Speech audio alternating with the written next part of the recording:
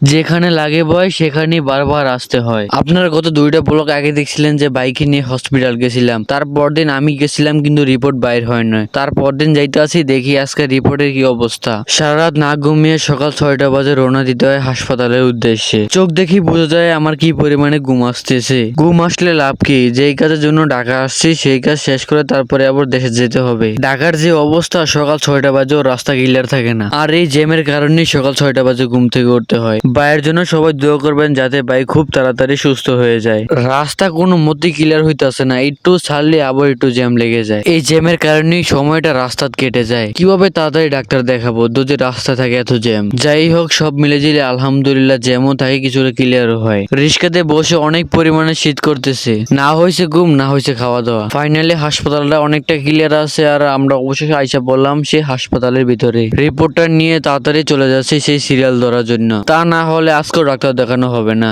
অনেকক্ষণ দাঁড়িয়ে থাকার পর ফাইনালি সামনে আসতে পারছি। এতক্ষণ আমি দাঁড়িয়েছিলাম, এখন বাইকে দিলাম কারণ এখন ভাই ডাক্তার দেখাবে। সবাই ভাইয়ের জন্য দোয়া করবেন যাতে রিপোর্টটা একটু ভালো হয়। আমি অনেক বেশি ক্লান্ত এই কারণে বসে আসছি, আর ওই ওনারা সিরিয়ালে দাঁড়িয়ে আছে কারণ উনি ডাক্তার দেখাবে। আপনাদের সবার দোয়ায় ভাইয়ের রিপোর্টটা ভালো হয়েছে এবং সম্পূর্ণভাবে ডাক্তার দেখানো হয়েছে। বাংলাদেশের জনপ্রিয় এবং সবচেয়ে বড় শহীদ মিনারের সামনে আমরা 1952 সালে ভাষা আন্দোলনের বাংলা ভাষার জন্য জীবনদানকারী শহীদদের স্মরণের নির্মাণ এই শহীদ মিনার। অনেকেই চিনে থাকে এই জায়গাটা। 21শে ফেব্রুয়ারি দিন তো পুরো ফুল দিয়ে সাজানো থাকে এটা। আমাদের ডাক্তার দেখানো শেষ, শহীদ মিনারও ঘোরা শেষ, এখন যাইতে হবে আমাদের কিছু খাওয়া দাওয়া করার জন্য। সকাল 6টা বাজে বের হওয়ার কারণে নাস্তা করতে পারিনি, এখন নাস্তা করব। তাই আমরা এসে পড়লাম বুয়েটের ক্যান্টিনে। এখানে সকল অফিসার এবং ছাত্রছাত্রীরা খাওয়া দাওয়া করে। ভাই সাথে থাকার কারণে এখানে আমরা খাওয়া দাওয়া করতে পারতেছি। অবশেষে আমাদের সামনে এসে পড়লো রুটি, ভাজি এবং ডিম। আজকে এগুলো দিয়ে সকালকার নাস্তা করতে হবে। এখন বসে না থেকে খাওয়া দাওয়া শুরু করে দিলাম এবং কিছুক্ষণের ভিতরে খাওয়া দাওয়া শেষ হয়ে গেল।